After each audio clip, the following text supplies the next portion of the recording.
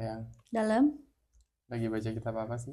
lagi baca kitab Jamharatu Alamil Azhari Syarif karya Syekh Usama Al-Azhari yang kemarin Ayang beli di book fair. Oh iya. Ternyata ulama Al-Azhar banyak banget ya, Mm-mm. hebat-hebat lagi.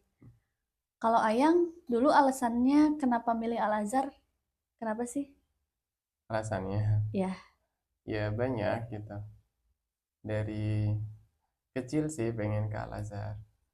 Cuma dulu nggak ngerti Al-Azhar itu kayak apa, gimana, kayak gitu nggak tahu.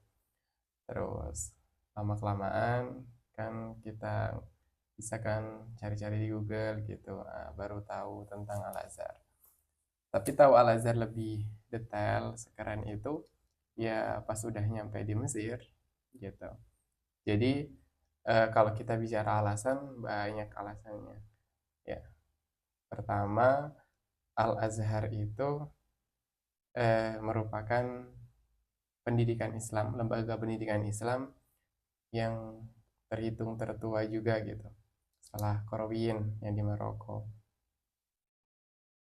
Nah, selanjutnya Al-Azhar itu telah mencetuskan ribuan bahkan mungkin jutaan ulama ya, berbagai belahan dunia. Contohnya yaitu di Jamharatul Alamil Azhari Syarif. Di situ Syekh Usama itu menulis 10 jilid hanya untuk ulama abad 1920 aja.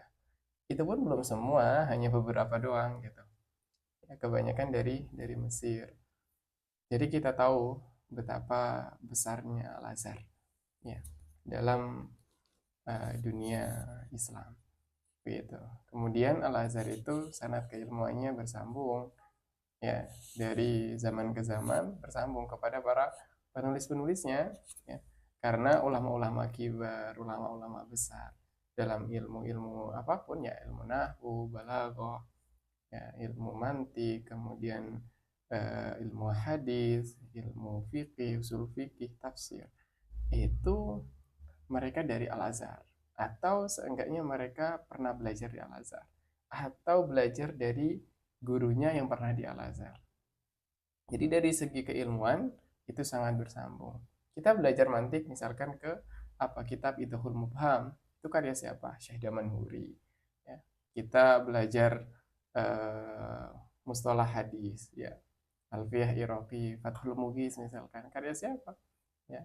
Itu karya ulama Al-Azhar, ya. Misalkan Syekh Sakhawi, Al-Imam Al-Iraqi. Ya, kita punya ada Al-Imam Jalaluddin Asyuti, Ibnu Hajar Al-Asqalani dengan Fathul Barinya. Banyak.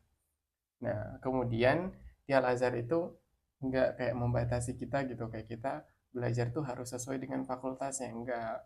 Jadi walaupun kita misalkan fakultas Lughah Arabiyah, tapi kita bisa belajar fikih, ya, perbandingan madhab, akidah, tafsir. Ya. Karena di luar kampus kita ada talaki, talaki dengan para masyayikh. Dan di Al-Azhar kita tidak banyak mengeluarkan biaya karena pendidikannya banyak yang gratis kayak gitu. Nah, terus juga yang nggak kalah itu adalah eh, biar nanti anak-anak kita ya bisa seperti para ulama-ulama Al-Azhar kayak gitu. Nah, amin. jadi gitu.